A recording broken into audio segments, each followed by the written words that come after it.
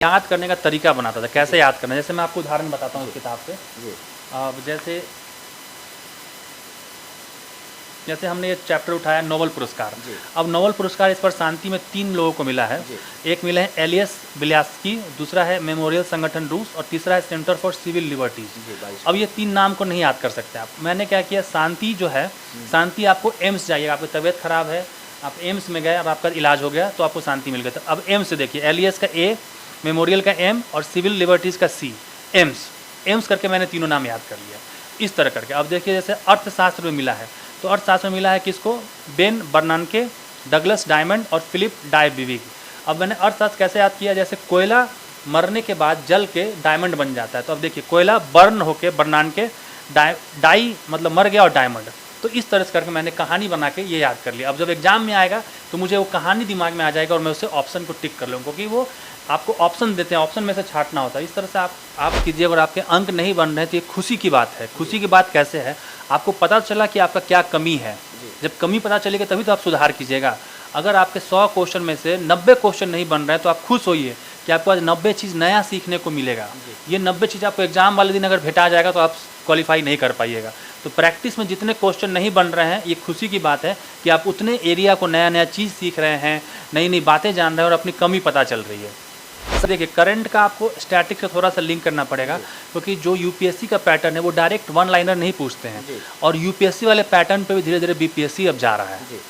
Sir एक book देखा जा रहा है जो रुक्मिणी प्रकाशन से आ रहा है, उस पर आप भी वर्क किए हैं सर, वो बुक कैसा रहेगा करंट को लेकर? देखिए वो बुक बहुत अच्छा है, क्योंकि उसमें जो मैंने अभी बात कही ना कि हमने उसमें क्वेश्चंस डाले हैं, उसमें 600 क्वेश्चन हमने स्पेशली करंट अफेयर से रिलेटेड बना के डाला है कि आप जब करंट अफेयर पढ़ें और आपको प्रैक्टिस करने के लिए इधर उधर नहीं जाना पड़े, वहीं पे मिल जाए वो चीज़। मतलब उसमें 1 लाइनर भी है और ऑब्जेक्टिव भी है? ऑब्जेक्टिव क्वेश्चन है, 600 ऑब्जेक्टिव क्वेश्चन है और 2500 1 लाइनर है उसमें। 1 लाइनर। सर बिहार को लेकर, चूंकि साइंस ठीक है लेकिन बिहार भी अच्छा खासा अब रह रहा है, बिहार में समस्या हो जाता है कि बच्चे सोचते हैं अंत में इसका प्रैक्टिस करेंगे या सब्जेक्टिव पढ़ें या ऑब्जेक्टिव पढ़ें, इसी में रह जाते हैं। उनको लेकर क्या करना चाहिए 80 दिन में? देखिए बिहार के लिए भी है कि जो बिहार की कोई अच्छी किताब ले लीजिए। अभी हम लोग उपस्थित हैं एग्जाम टूर चैनल पर, और आपसे बता दें मेरे साथ एसडीएम राहुल सर हैं।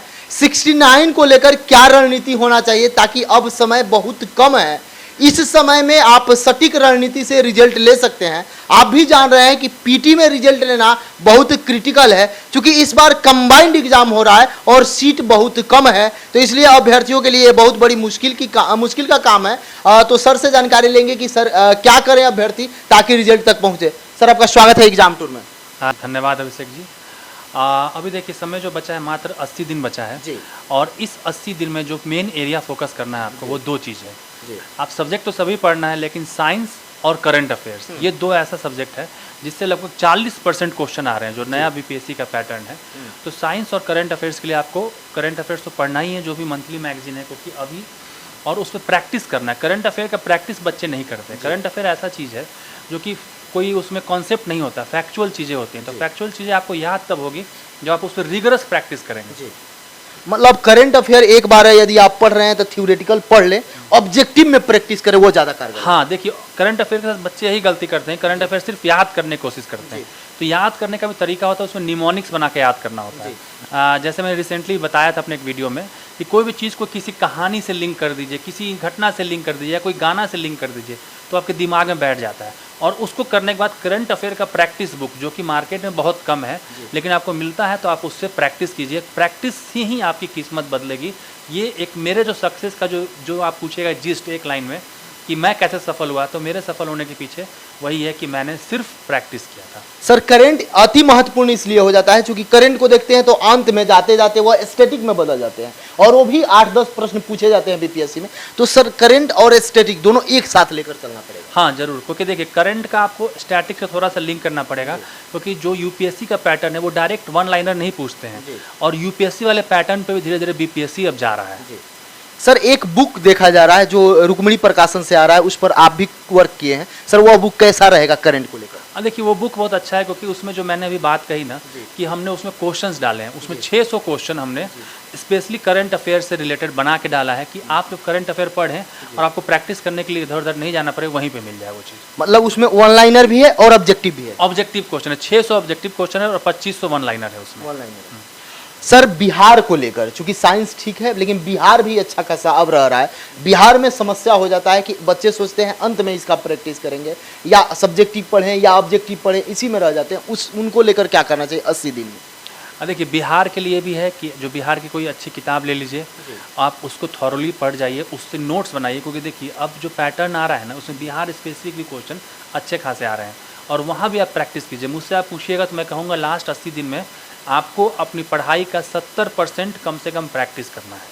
सर 70% प्रैक्टिस करना है। पढ़ना तो सब है, क्योंकि आर्ट्स पेपर चारों ले लेते हैं, हिस्ट्री, ज्योग्राफी, पॉलिटी, इकोनॉमिक्स, और साइंस में तीनों ले लेते हैं, फिर करंट ले लेते हैं, फिर बिहार लेते हैं। पढ़ना सब है, लेकिन यदि देखा जाए बेहद एक अंक के माध्यम से कि मैक्सिमम प्रश्न जो आते हैं उस तरीका से किस पर विशेष फोकस करें? सबसे ज़्यादा आपको फोकस करना है करंट पे और साइंस पे, क्योंकि नए पैटर्न के हिसाब से पिछला 3 एग्जाम को जब एनालिसिस कीजिएगा आप तो इन दोनों पोर्शन से 40% क्वेश्चन आ रहे हैं। 40%। सर जो अभ्यर्थी हैं, बहुत सारे अभ्यर्थी क्या करते हैं, पढ़ाई करते हैं, सेट प्रैक्टिस करते हैं, लेकिन सेट प्रैक्टिस में उनका अंक नहीं बढ़ पाता है, कई एक सेट लगाते हैं, क्या डेली सेट प्रैक्टिस करना चाहिए? देखिए सेट प्रैक्टिस कीजिए, अगर आपके अंक नहीं बन रहे तो ये खुशी की बात है। खुशी की बात कैसे है, आपको पता चला कि आपका क्या कमी है, जब कमी पता चलेगी तभी तो आप सुधार कीजिएगा। अगर आपके 100 क्वेश्चन में से 90 क्वेश्चन नहीं बन रहे हैं तो आप खुश होइए कि आपको आज 90 चीज़ नया सीखने को मिलेगा। ये 90 चीज़ आपको एग्जाम वाले दिन अगर भेटा जाएगा तो आप क्वालिफाई नहीं कर पाइएगा।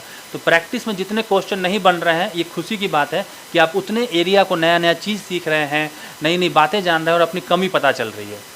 सर जब बच्चे प्रैक्टिस करते हैं, ऑफलाइन माध्यम हो या ऑनलाइन माध्यम हो, उसमें भी बहुत सारे बच्चे का कमेंट था कि जब इंटरव्यू लीजिएगा तो थोड़ा सा ये प्रश्न पूछिएगा। कुछ लोग ग्रुप बना के प्रैक्टिस करते हैं, कुछ लोग इंस्टीट्यूट में जाकर प्रैक्टिस करते हैं, कौन सा प्रैक्टिस बेहतरीन रहेगा बच्चे के लिए? देखिए ग्रुप और इंस्टीट्यूट में जाकर प्रैक्टिस करना अच्छी बात नहीं, क्योंकि जो आपको एग्जाम वाले माहौल में प्रैक्टिस करना है, एग्जाम में आपको कैसे देना है, ग्रुप एग्जाम होता है क्या, वो आपको अकेले बैठ के देना है तो आप अकेले बैठ के एग्जाम दीजिए। जब आप एग्जाम दे दिए हैं, आपको डिस्कशन करना है तो आप ग्रुप में डिस्कशन कीजिए, इंस्टीट्यूट में डिस्कशन कीजिए कि मुझसे ये क्वेश्चन नहीं बना, मुझे ये कॉन्सेप्ट समझ में नहीं आ रहा है ज्योग्राफी का, तब आप ग्रुप में डिस्कशन कीजिए, ग्रुप का समय बना लीजिए। क्योंकि ज़्यादातर देखा गया है कि ग्रुप में क्या होता है, पढ़ाई ज़्यादा टाइम वेस्ट होना शुरू हो जाता है। जैसे ग्रुप में आप डिस्कशन कीजिए, प्रैक्टिस आप अकेले बैठ के घर में कीजिए। सर 80 दिन जो बचे हुए हैं, इसमें बहुत सारे ऐसे डाटा वाला प्रश्न पूछा जाता है जिसमें कि हमेशा गलती हो जाता है। उस डाटे वाले प्रश्न के लिए आप क्या करते थे, अभ्यर्थी क्या करे? मैंने बताया ना, मैं याद करने का तरीका बनाता था, कैसे याद करना। जैसे मैं आपको उदाहरण बताता हूँ इस किताब से, पुरस्कार। अब नोबेल पुरस्कार इस पर शांति में 3 लोगों को मिला है। एक मिला है एलियस बिल्यास्की, दूसरा है मेमोरियल संगठन रूस और तीसरा है सेंटर फॉर सिविल लिबर्टीज। अब ये 3 नाम को नहीं याद कर सकते आप। मैंने क्या किया, शांति जो है, शांति आपको एम्स जाइएगा, आपकी तबीयत खराब है, आप एम्स में गए, अब आपका इलाज हो गया तो आपको शांति मिल गया। तो अब एम्स से देखिए, एलियस का ए, मेमोरियल का एम और सिविल लिबर्टीज़ का सी, एम्स। एम्स करके मैंने तीनों नाम याद कर लिया इस तरह करके। अब देखिए जैसे अर्थशास्त्र में मिला है, तो अर्थशास्त्र में मिला है किसको, बेन बर्नानके, डगलस डायमंड और फिलिप डायबिविग। अब मैंने अर्थशास्त्र कैसे याद किया, जैसे कोयला मरने के बाद जल के डायमंड बन जाता है। तो अब देखिए कोयला बर्न होके बर्नानके, डाई मतलब मर गया और डायमंड। तो इस तरह से करके मैंने कहानी बना के ये याद कर लिया। अब जब एग्जाम में आएगा तो मुझे वो कहानी दिमाग में आ जाएगा और मैं उससे ऑप्शन को टिक कर लूँगा, क्योंकि वो आपको ऑप्शन देते हैं, ऑप्शन में से छांटना होता है। इस तरह से आप करके डेटा भी याद कर सकते हैं। सर बहुत सारे अभ्यर्थी होते हैं, इससे पहले भी एग्जाम दिए हैं, इस बार भी एग्जाम देंगे। बहुत लोग ये सोचते हैं कि ये मेरा लास्ट अटेम्प्ट है और लास्ट अटेम्प्ट में क्या करें, और कुछ विद्यार्थी होते हैं जो 1-2 अंक से हर बार छट जा रहे हैं। मेंस की तैयारी बहुत बेहतरीन है, उनको क्या आप सजेशन दीजिए? सिर्फ प्रैक्टिस कीजिए, इस प्रैक्टिस आप इतना कीजिए। मैल्कम ग्लैडवेल की किताब है आउटलायर्स, उसमें उन्होंने कहा कि किसी भी काम को आप 10,000 बार कर लेते हैं तो आप उस क्षेत्र के मास्टर हो जाते हैं और टॉप 0.1% में आ जाते हैं। आप 10,000 क्वेश्चन का टारगेट रखिए कि अगले 80 दिन मुझे 10,000 क्वेश्चन करना है, कैसे भी 10,000 क्वेश्चन में मास्टरी हासिल करना है। देखिए आपका सिलेक्शन कैसे नहीं होता है। जो विद्यार्थी सर पहली बार एग्जाम देंगे, बहुत सारे विद्यार्थी हैं जो पहला अटेम्प्ट उनका होगा, तो फर्स्ट अटेम्प्ट वाले देखा जाता है कि यूपीएससी हो या बीपीएससी हो, मैक्सिमम विद्यार्थी का सिलेक्शन होता है, उनके अंदर उत्साह भी होता है, ऊर्जा भी होता है, लेकिन वह क्या कर पाते हैं, चूंकि मोबाइल आजकल सर जो है बहुत जरूरी भी है, चूंकि आप सब कुछ अपडेट होना है, लेकिन मोबाइल का सही तरीका क्या होता है यूज करने का? देखिए मोबाइल का तरीका है कि अगर आपके पास किताब की लिमिटेशन है, जगह आपके पास नहीं है, तो आप मोबाइल से पढ़ सकते हैं, लेकिन आप हार्ड किताब से पढ़िए, जो हार्ड बुक होता है किताब का, वो सबसे बेस्ट तरीका होता है। क्योंकि मोबाइल में क्या होता है ना कि आपको मिसलीड होने का नहीं होता है कि आप देखते देखते आप यूट्यूब पे पहुंच गए, यूट्यूब से आप क्रिकेट में पहुंच गए, क्रिकेट से आप इंस्टाग्राम में पहुंच गए, और देखना था 5 मिनट का चीज़, अब 2 घंटा आप रील देख रहे हैं। तो डिस्ट्रैक्शन बहुत है, इसलिए आप थोड़ा सा मोबाइल को अवॉइड कीजिएगा आखिरी 80 दिन में। सर आप जॉब करते हुए किए हैं तो बहुत सारे अभ्यर्थी का ये भी प्रश्न रहता है, कई एक बार पूछे भी हैं फिर भी इस बार पूछ रहे हैं, किस तरीका से समय सर निकाल लेते हैं? देखिए, समय जो ऐसी चीज़ है ना कि हमारे जो देश के माननीय प्रधानमंत्री हैं उसी 24 घंटा में देश चला रहे हैं, और कोई आदमी है उसी 24 घंटा में सिर्फ एक काम कर रहा है, तो समय खुद से निकलता है। जब जिस चीज़ की कमी होती है, मैं हमेशा कहता हूँ उस चीज़ का महत्व ज़्यादा होता है। जब मेरे पास समय की कमी थी तो मैं समय का एक एक मिनट को यूटिलाइज़ करता था। आज के डेट में उदाहरण के तौर पर जैसे मैं बता रहा था एक दिन कि जिस दिन मेरा ऑफिस होता है उस दिन सुबह उठ कर मैं योगा भी कर लेता हूँ, पूजा भी कर लेता हूँ, लेकिन जिस दिन मेरा छुट्टी होता है ना योगा कर पाता हूँ ना पूजा कर पाता हूँ, तो दोनों छूट जाता है। क्योंकि अब आलस में कि अब चलते हैं करते हैं, अब चलते हैं करते हैं, करते करते 12-1 बज जाता है, फिर सोचता हूँ अब क्या पूजा करने जाऊँ, क्या योगा करूँ। तो वही होता है, जब समय कम होता है, मेरे पास समय कम था नौकरी के साथ, तो मैंने समय के महत्व को समझा और एक एक मिनट यूटिलाइज़ किया और उसी से मेरा सिलेक्शन हुआ है। जो अभ्यर्थी हैं, क्योंकि इंग्लिश मीडियम वाले अभ्यर्थी बहुत परेशान रहते हैं, उनको थोड़ा सा स्टडी मटेरियल तो अच्छा मिलता है लेकिन गाइडलाइन पटना में नहीं मिल पाता है, लोकल शहर में नहीं मिल पाते हैं, और पैसा के अभाव में बहुत सारे विद्यार्थी बाहर नहीं जा पाते हैं, उनको क्या करना चाहिए? देखिए, इंग्लिश मीडियम के लिए अभी रुक्मणी पब्लिकेशन द्वारा एक ऑनलाइन कोर्स स्टार्ट किया गया है जिसमें मेरा गाइडेंस है। मेरा गाइडेंस का मतलब क्या होता है कि कैसे मैंने तैयारी किया था, कैसे मैंने प्रैक्टिस किया था, कहाँ से आपको प्रैक्टिस करना है, तो उन सब चीज़ों के साथ हमने एक नया बैच स्टार्ट किया है जो कि 15 अगस्त से स्टार्ट होगा, जिसका भी रजिस्ट्रेशन चल रहा है। तो उस बैच को ज्वाइन कर सकते हैं। उसी के साथ हमने हिंदी के लिए भी ज्वाइन किया है, और बहुत सारे अभ्यर्थी मुझसे बोलते हैं मिलना चाहते हैं, तो हम लोग 30 जुलाई को एक गेट टुगेदर भी प्लान कर रहे हैं कि आमने सामने बात होगी, जिसका जो डाउट है हम लोग मिल के बात करेंगे, मतलब मीटअप टाइप का हम लोग कर रहे हैं। तो मैं सबसे अनुरोध करूँगा कि जिसके पास भी समय हो और जो किसी के पास कोई सवाल हो तैयारी से संबंधित, तो 30 जुलाई को समय निकाल के ज़रूर आए।